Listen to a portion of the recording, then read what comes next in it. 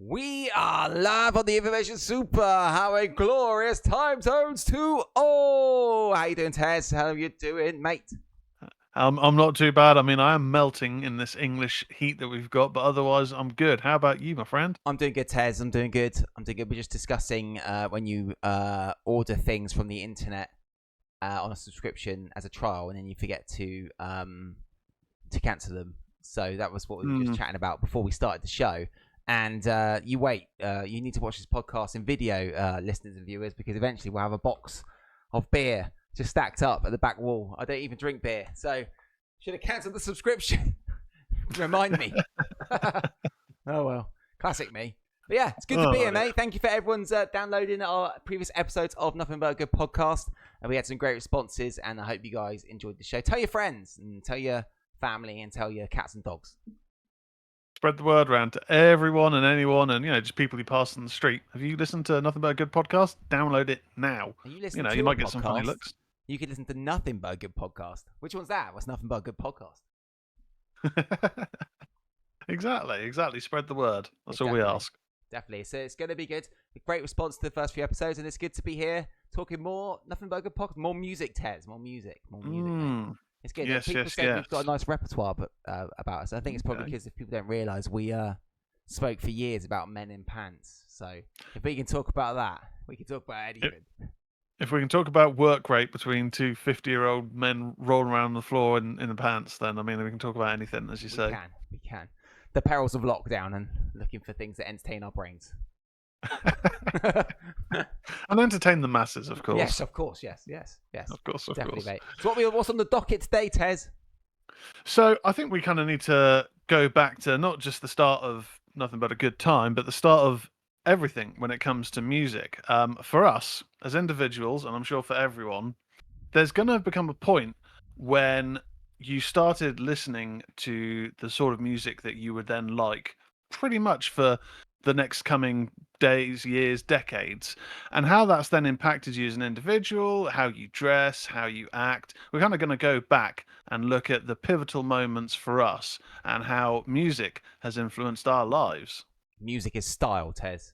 Music is style. Or style is music. And are we stylish? Yeah. Well, I'm not. I don't know. We'll find out. We surely the whole idea of this whole conversation we're going to have is that we thought that these things that made us get into these clothes or where we wear our hair or our tattoos, etc., was stylish, I guess. Yeah. And as we develop, it's going to have influenced us. In the real world, we probably found out it wasn't actually stylish, but I'm not sure. Are we doing a fashion podcast right now? Well, maybe that's the way we're going. We've done wrestling, done music for a minute. We're going to do fashion now. This is the fashion episode of Nothing But a Good Podcast. So let's get.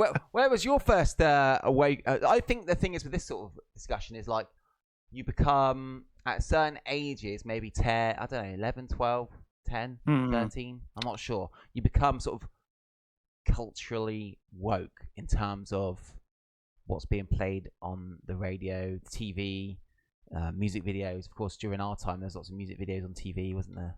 So that would very much inspire things, movies. It wasn't just all superhero movies all the time. So we would get very inspired by certain things. Maybe our parents as well, what music they listened to. What was yours?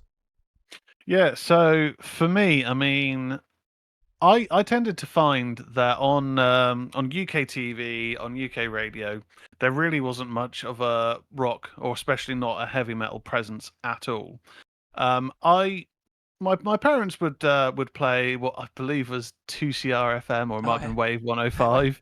Wherever you are, you're always at home with 2CR. Yeah. I remember.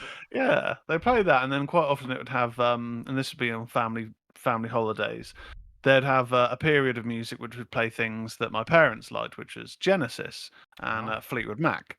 So I got a bit of an exposure to that, but on a lot of like TV, like I suppose Top of the Pops, it was generally pop music, R&B that was getting played.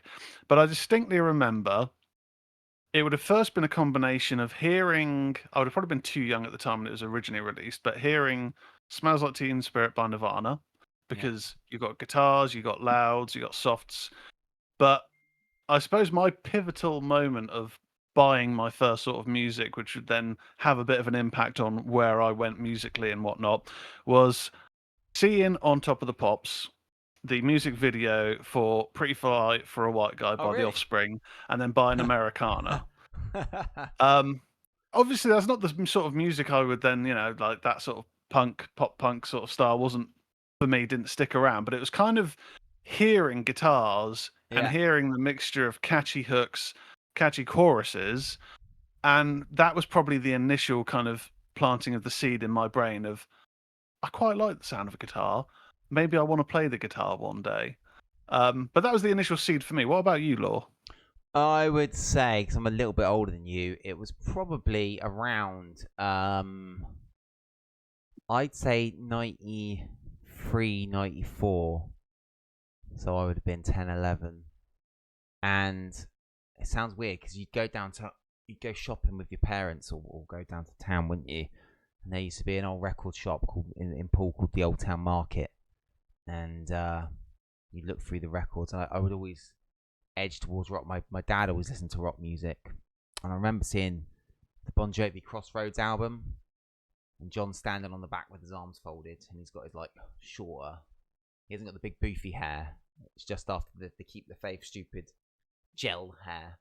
And he sort of of course Bon Jovi always followed the trends, didn't they? She had Nirvana were big, and then Bon Jovi tried to get all not so 80s sounding. Then Wearing the flannels and stuff like that. Yeah. And they did Crossroads, and John was on the back, and I thought he looks cool. John looks really cool. And then I remember seeing These Days as well, the album These Days, 95. I think it was released 30 years ago this week, actually, Tezz, These Days. The Bon Jovi album These Days. Sorry, my phone keeps beeping. Podcast listeners, I will mute it. It's done. And it was the These Days album, and I remember they looked quite cool on that. And there was also, again, it's going back to Wayne's World 2, and I think I probably was too young to see. My dad always listens to rock music all the time. We drive around in the car listening to rock music. He always listened to The Alarm. Did you ever heard of The Alarm? The singer died about a month ago, Mike Peters. They're a good band from the 80s, Welsh band. So we used to listen to The Alarm. And weirdly, when just a sidetrack, when Mike Peters passed away, it's like I started listening to a lot of The Alarm. It's weird how music can just drill into your head, and you can remember all these words, even though you haven't necessarily listened to these songs for years, like 15, 20 years maybe, and I would have only listened to them once or twice. So it's weird how when you're a kid it can really get drilled into your brain. I knew all the words, but so I was always in the rock world. My dad listened to rock music a lot, and maybe when Wayne's World 1 came out, because it's weird, because when those films came out, Bill and Ted, it was this is the mainstream talking about rock music. Of course, it was a bit different then. There wasn't any internet as such, but there wasn't. And I remember Wayne's World 2 came out, and of course Aerosmith were in it. These guys are cool. I think it was the Wayne's World movies, and seeing it was that because Aerosmith, like we said, Aerosmith and Bon Jovi are two of my favorite bands, but it was that period of time of after 93, 94, Wayne's World 2 just came out of Aerosmith, and These Days Bon Jovi, seeing Crossroads, there. It was it was that period of time. I think I started liking rock music. I would have been about 11, and that was sort of forming my love of wanting to grow my hair. Do you know what actually made me grow my hair? I sort of had semi-long hair, but I thought, F it, I'm going to grow my hair long. It's a film from year 2000. I'll guess. It's not a rock film. It's not a rock film? Well, he's climbing up a rock at the start of the film. Oh, Mission Impossible 2. Yes. I was going to say Rockstar or whatever the film is with Mark Wahlberg. No, we should get into that. We should definitely compare rock films to real life being in a band, because some stuff is said in that Rockstar film, and tribute bands fighting. I've experienced that, actual tribute bands getting annoyed with each other. It's actually real. But yes, Mission Impossible 2. Tom Cruise had long hair. I was like, wow, that looks really cool. I sort of had semi-long hair, but I was like, I'm going all in on long hair. So it's been a 25 year endeavour of having long hair. Done all right, actually. Still keeping my hair. It's good. Oh yeah. Doing all right. Yeah, I think yeah, for me, I mean, I had a period of having long hair, but my hair is quite thick and curly and unruly, and so yeah, I had it for a little bit, but yeah, didn't work long term for me. But that was because of seeing these bands like Pearl Jam, Eddie Vedder, Metallica, and whatnot, and it looked like that goes with the part. And I grew my hair out when I started playing guitar, playing in bands. It just kind of felt like, Yeah. well, if I'm going to be on stage headbanging, you can't. I mean, you can do it, of course, with short hair. But when you're younger, you think, nah, you can't do Yeah. it with short hair. I have to have long hair. One of the weird Um, things about metalers, though, if they don't have any hair, they always wear a woolly hat, and then they're playing a gig inside with a woolly hat on. I'm like, in yeah, summer and stuff. It's like, dude, it's hot, man. Just doesn't matter. you're Just gonna take your pass hat off. out. Take it Yeah, off, man. I've been to so many gigs. Like, why are you wearing your woolly hat, man? You're inside and it's summer. It's but happened loads of times. you mentioned going to a record shop near where you grew up, and for me as well, that was one of those things where I started listening to rock music, but you wouldn't really get that much exposure to it, and we didn't have the internet as it is now. So unless you, I don't know, listened at like 1 o'clock in the morning to like the Radio One rock show, you Yeah. wouldn't really get much exposure. So we in Ringwood, where I used to live, had a shop. It was at one point called Falcon Records, but it was also called FM Records, and I would go in there, and I'd never really heard Metallica. I think I'd maybe Ooh. heard Enter Sandman Yeah. because that was obviously the big hit. But I remember going in there and just going, right, I wanna listen to some of this stuff. I've never really heard it before, haven't had much exposure. And I'd pick up the Black Album, of course, Mm. as an introduction, but also picking up some Rob Zombie because I Yeah. saw the artwork and I thought, well, that just looks cool. And that kind of became a bit of a theme for me in terms of the musical identity and the fashion. I grew up wearing. Once I started listening to this music, it was jeans, black t-shirts, that sort of thing, or a bit of flannel when I was getting into Pearl Jam, Yeah. Yeah. because Yeah. you'd see the music videos, you'd think that looks It cool. is, isn't it? But I guess the comparison for now is in today's age, everything's on Spotify or Apple Music or Amazon Music and whatnot. Like, I don't really understand because obviously it's a different generation, but I don't really understand how the next generation go through that process of picking out an album based on like the artwork or based on like hearing about it and then listening to the album start to finish and falling in love with the band through that, because you don't really look at album artwork on No. streaming, and it's just songs now. So I don't know how. Well, so it'd be interesting to understand how that the music today can help form people's I identities, because doubt you it can just does. listen to everything. I don't think it does so much, of course, because like Merrill, guitarist in Nothing But a Good Time, is teaches the feral youth at schools, and she says most of them want to be influencers and YouTubers. Um, so musicians and music isn't really a thing, I guess. I guess as well. I mean, because we had the TV shows, didn't we? And like we still had TV channels and like the box where you'd actually have to phone in and like dial in what number video you wanted to watch, didn't you? Mm. It was wild, and you have to wait like 2 hours for the video to come. Yeah. It depends what time of day it was and how much where you were in the queue. It was wild. You had to literally watch a channel that you phoned up, probably paid £3 or £4 or whatever it would be Mm. to phone the box, and pick like that video. So no wonder for us guys, it formed strong bonds with how we ended up living our lives or our styles or tattoos, and Mm. maybe where all these kiddies are looking at their phones all the time and watching Twitch and things like that they're more into the YouTuber. But arguably, the YouTubers are not stylish at all. They look a bit rubbish, you know, compared to a rock star. But Yeah. I guess YouTubers for rock stars, YouTubers are the rock stars of 2025. Yeah. I mean that is the bizarre thing these days, is that you'll get I can't think of the particular band. I suppose it'd be Dragon Force, who I don't Yeah, I don't like. They're not my sort of thing, but to each their own. I know for a few gigs they've had where a member of the band has been out or whatnot, and they've hired a YouTube Really? personality to perform because they're YouTube, guitarists on YouTube are clearly very talented because they're putting it out there for the world to see and whatnot. But it's just a bit of a bizarro world where instead of holding auditions or another member from another group coming across, they could essentially just go, right, let's just log into YouTube and see who gets the most hits and who's a popular guitarist that way. Yeah. It's yeah, it's an odd world, but Well, it's a bit like the Journey singer, isn't he? He came from YouTube, didn't he? yes, yeah, that's true actually, and yeah, now singing with one of the biggest rock bands Arnold Pineda. I think that's around. how you say his name. I'm not totally sure, but Yeah, that's how he got into it. They found him on YouTube singing Journey songs. I mean, it's this. It's. I guess it's just a completely different thing, isn't it? But I mean, like how we got inspired to have our styles and how we acted. I mean, I still dress like I'm in Wayne's World 2, ripped up jeans and Chuck Taylors.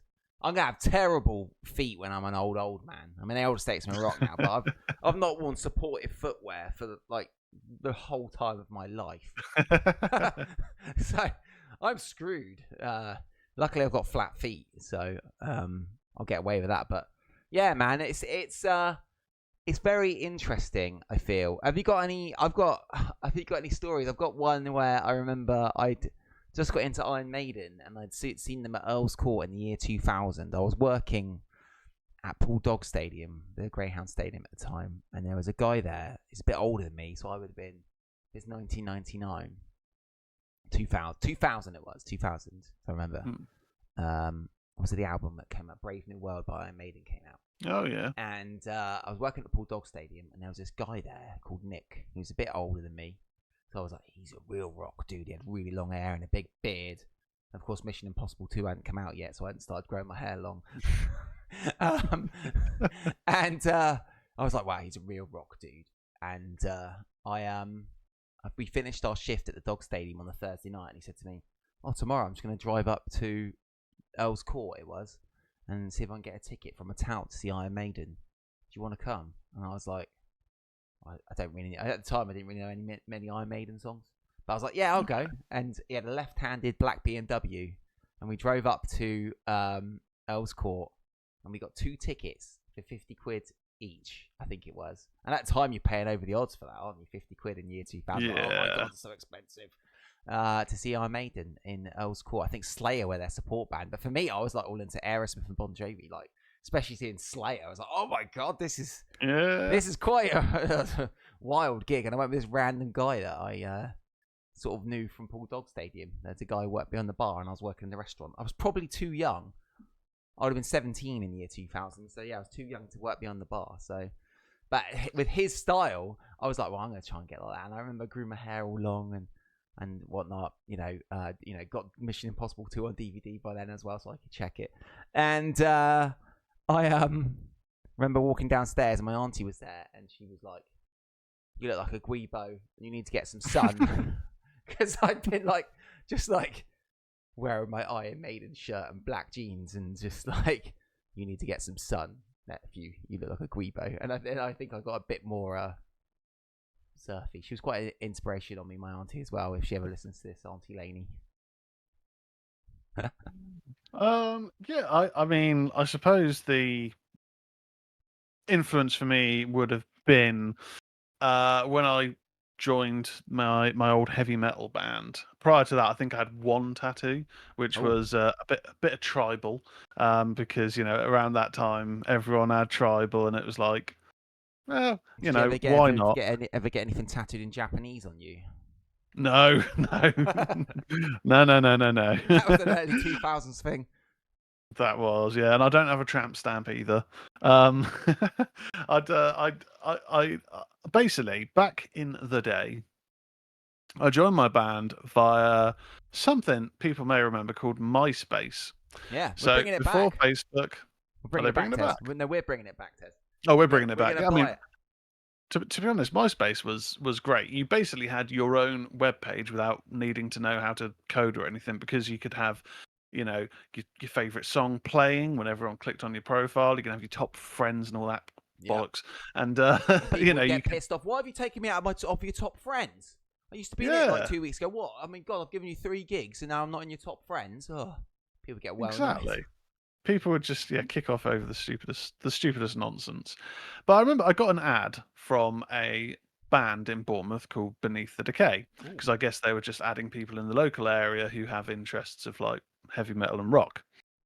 And I then saw that they'd done a post, because you'd get like notifications, of updates from your friends, that they were auditioning for a guitarist. And so I went along with my guitar, did the audition. I think I actually forgot to bring my guitar strap, which is so Oh my God. stupid. So I ended up sitting on my amp playing like Metallica or Lamb of God. Um, but I think, yeah, I got the gig.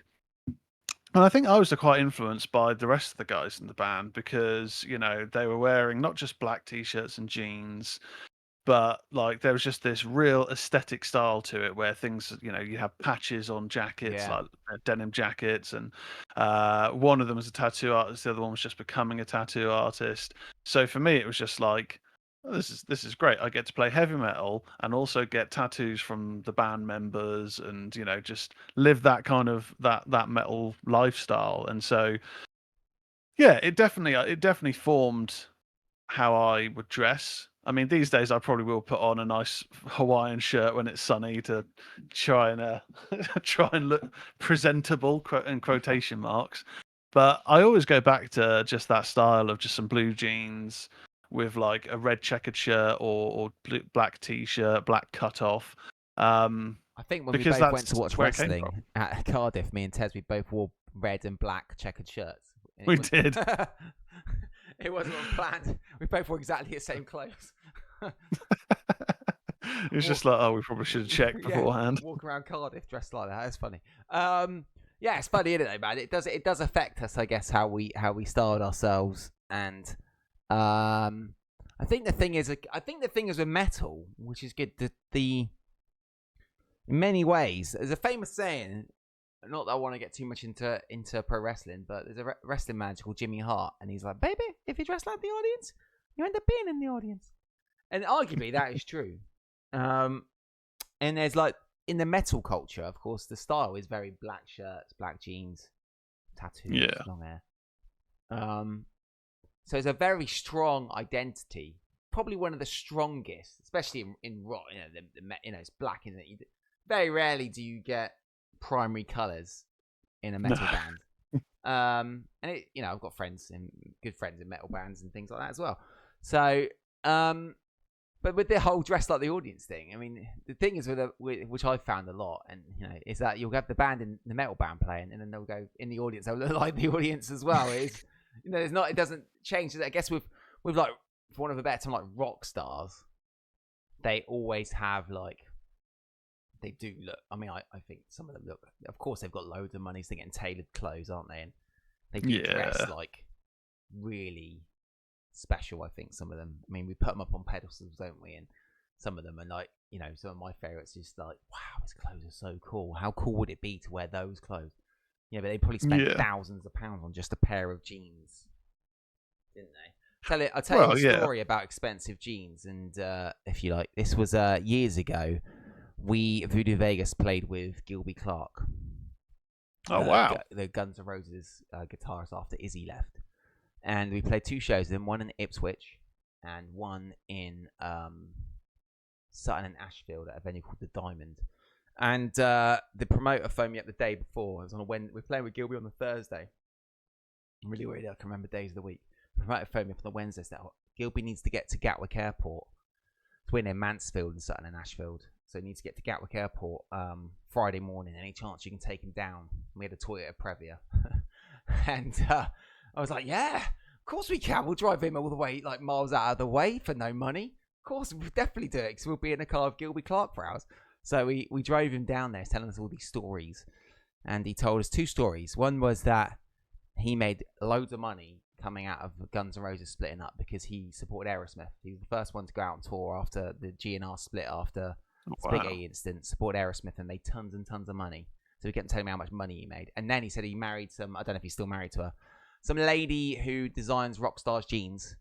and he made loads of money with her on Rockstar Jeans. And I remember stopping off at a service station on the way to go get coffee on the way to the Gatwick Airport on this 3.5, 4 hour detour.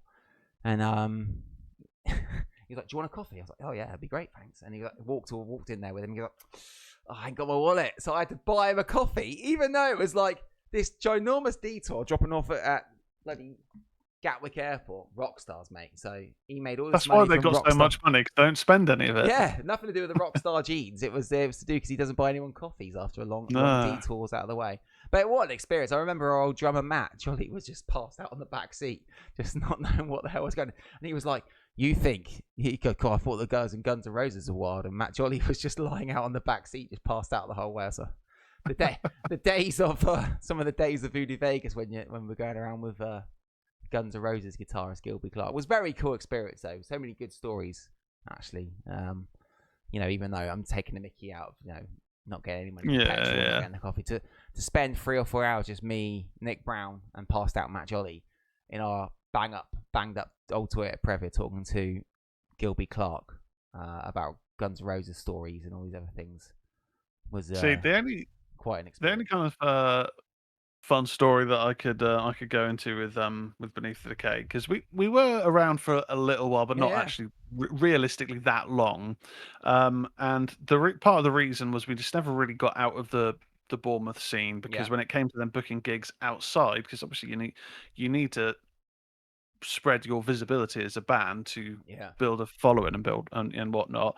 Whenever it came to that, there was particular members that just didn't really, they'd kind of shoot down ideas for venues or gigs that we've been offered outside of the town because it would need some traveling, which is bizarre. Anyway, we had a gig with a band they've become quite big in the thrash metal scene called Gamma Bomb, but they were quite new at the time. I think they're from Ireland. Right. They were quite new at the time. They were signed to a independent label, and they were doing a little tour. They'd come to Poole. It wasn't Thomas Trips, but I think it was like Mr. C's or something. Oh yeah, opposite the bus station.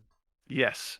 Yeah, we had a gig there, and the talk was that if this gig went well, then we could potentially be supporting Napalm Death, who they're a pretty big name in the British metal scene. So we're all hyped, excited for this, big gig. First song we start playing, and our music was thrash metal, like, it was very fast, very heavy. 15, 20 seconds into the first song, our drummer got cramp and had to stop. Oh God. So we're going straight into the song, full beans, head banging, playing away, and then all of a sudden the drummer starts going, "Oh God, no!" Stops playing. We just turn around to him, thinking the crowd had literally just got here. They're literally we're the support band. We're meant to get everyone going and build a bit of a name, but also get everyone ready for the headliners. And our drummer in the first song, he's a lovely guy. I don't want to be shaming him or whatnot. But in the very first song, got calf cramp, and we just had to kind of mull around for a few minutes, like have a banana or something. Just do something. We need to play. Some water. Up his water intake on a gig day, isn't it? Lactic acid buildup. Did you guys help him lug his drum kit in? Was that the problem? He did it by himself, and then he's all built up the lactic acid and then got cramp. There is a thing with drummers where unfortunately they do tend to have the most kit, because obviously they do, and I think for us we probably didn't help him quite as much, because I guess our mentality, which isn't the correct mentality now that I'm a bit older and wiser, was, well, we've got to carry our stuff, which in hindsight is a guitar and an amp. It's not that much. But yeah, his drum kit was massive. It was 2 bass pedals, loads of cymbals, 5 toms and stuff like that. Bloody So hell. we probably could have helped, and maybe that was it. Maybe it was our fault really for if being you helped him lug up that little staircase there, you Mr. C's, you wouldn't have got such a lactic acid buildup and wouldn't have got cramped, Tezz. Yeah, it's we're all at fault for that, really. What Not him. Those hats with like a straw coming down. He could have drank some water while he was like smashing. Yeah, had some like Lucozade electrolytes or something going on there. Funny talking about lugging gear. A brief story. This is the music story podcast. A brief story. When I was doing the theatre show, I depped on a glam show, and I didn't want to do it. I couldn't stand it. But I did it because I got asked very nicely to do it. and I did one show, and then I did the other one. I got hardly any notice, and they asked me to play on Thursday, Friday, and I've got my own business as well, my own gardening business when I'm not on stage rocking and rolling. And I had to take the Friday off, to go to Eastbourne. It was, and I remember, so I had to take off my garden business to do the Eastbourne gig, and then I had to work on the Saturday. There's a 3 or 4 hour drive back. I remember saying to this MD, as they call it in these shows, I was like, "Do you mind?" At the end of the gig, I was like, "Do you mind if I leave early? Straight after the gig, so I got to go to work for the day after to do this to help you out." And he said to me, "Get this, Tezz. After all the years of me doing gigs, he goes, you obviously don't know how bands work." Oh my god! Imagine my rage. I got the drum kit. I got the drum kit that the drummer had packed down. Got it, put it all by the back door, and I was like, "You can shove this glam show up your ass," telling me I don't know how glam rock bands work, and I just walked off. I was so. Oh my god! And they still got me back, Tezz. And then they paid me more. They paid me more money because I was like, "I'm not doing it," and they were like, "We need you," and they paid me more money, so I sold out, but.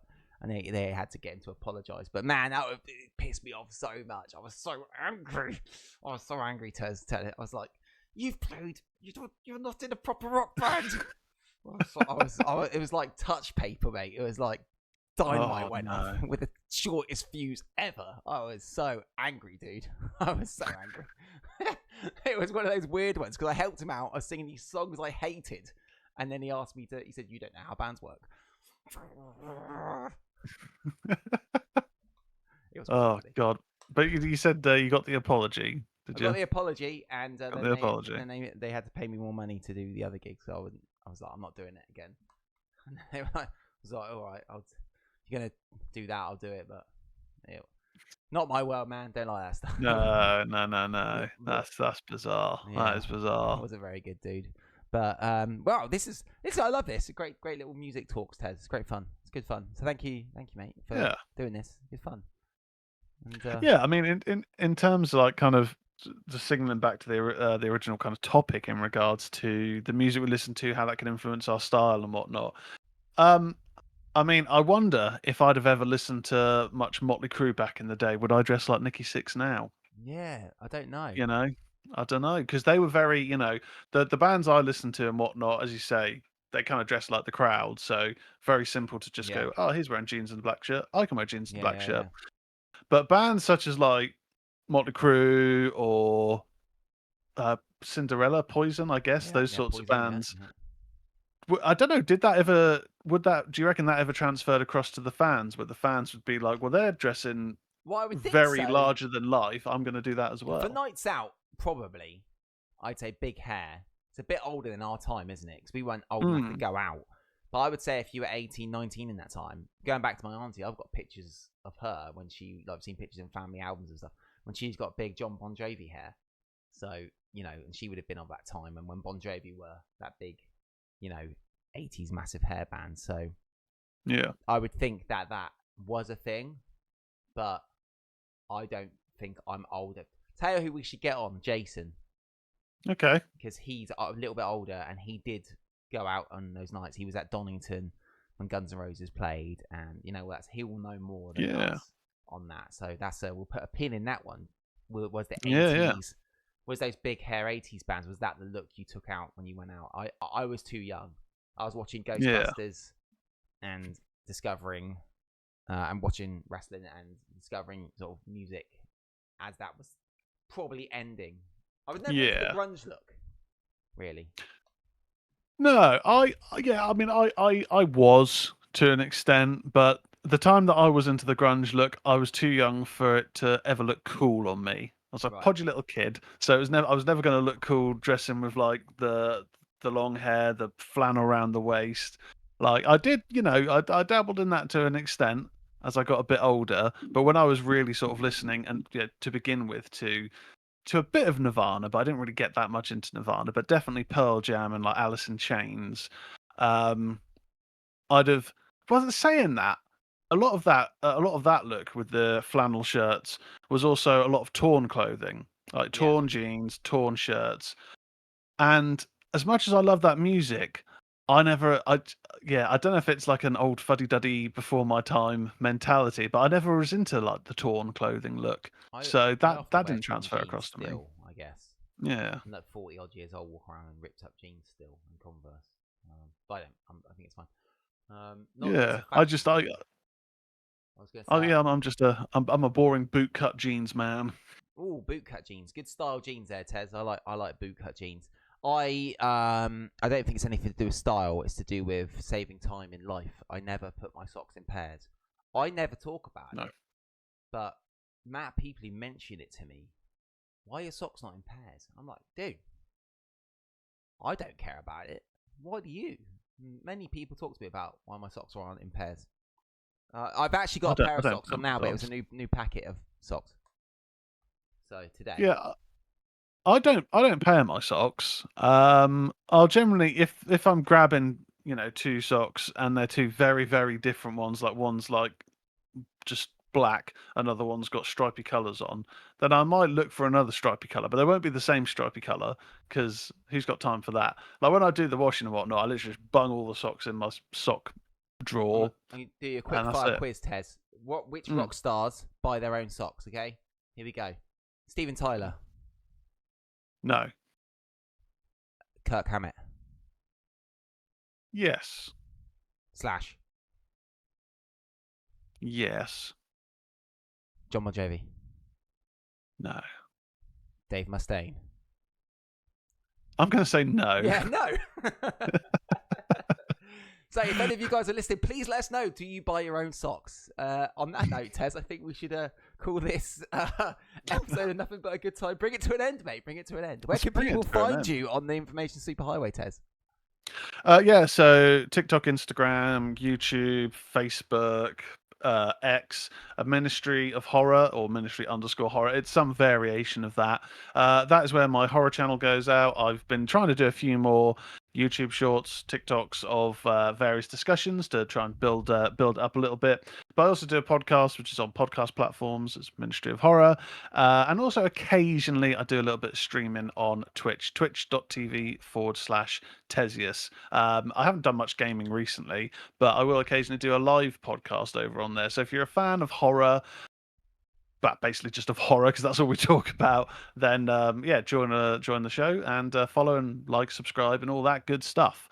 Definitely check out Tezz's stuff, fans, listeners, because like even if you're not a mega horror fan, there's good recommendations of stuff. Because there's a film called Barbarian, which I knew nothing about, and Tezz recommended it, and I was like, wow, that film was brilliant. I'm not a massive horror fan, but that film was awesome, and it's also deep dives into all the big franchise stuff, Ghostbusters, Friday 13th, isn't it? Loads of stuff like that. So even if you don't have to know all the deep horror stuff, it's a great podcast, and Tezz is a great host. So go check out Ministry of Horror, everybody. You can check out Nothing But a Good Time's tour dates at nothingbutagoodtime.co.uk or therockanthemshow.com this Friday or today when this podcast comes out. We are on our way to Cornwall to play Mevagissey Feast. I think we'll be playing to thousands of people. So future Lawrence, have a good gig. Remember to take Ginger with you. Thank you, past Lawrence. And yeah, please do check out our tour dates. Please do share the show if you like the podcast. Please do give us a review. Please do hit the like and subscribe on the YouTube and all that good stuff. And thank you for being part of this journey. We've got lots of stories to tell, guests to come and join us on the show. And I'm very interested to get Jason on, Tezz, to find out about his music journey of how he ended up playing in a Bournemouth band and ended up joining up playing with Pete Way from UFO for many, many years. I don't know how that really happened. I know he did it, and I'm very interested to speak to Jace about his journey into that, because very interesting, I think. So that's a little teaser of a future episode. So thank you, Tezz. Thank you, Lawrence. And we'll see you guys on the flip-flop. I've listened to the podcast. I know what that is now. I had to explain it to Victoria. She was just like, because we were listening to it on the car, in a car drive, and I was just like, oh, for God's sake, that's what it was. She didn't know. I had to explain, and now she's questioning, what are you a fan of that show? No, I've never seen it before. And listeners, he's a massive fan of it. So, bye, everybody. No. Bye. Thanks.